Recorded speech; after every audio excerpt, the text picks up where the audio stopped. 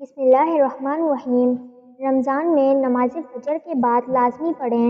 اللہ تعالیٰ کی رضا حاصل کرنے کے لیے یہ 8 دعائیں بہت ہی مجرب ہیں۔ نمبر 1، اللہم انکا عفو کریم، عفو کریم تحب العفو فاعف عنی۔ نمبر 2، لا الہ الا انت سبحانک انی کنت من الظالمین۔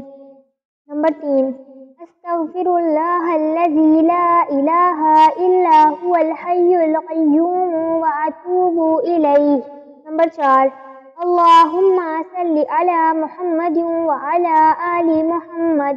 نمبر 5، حسبنا اللہ ونعم الوکیل۔ نمبر 6، انکا انت التواب الرحیم۔ نمبر 7، لا الہ الا اللہ وحدہ لا شریک لہ۔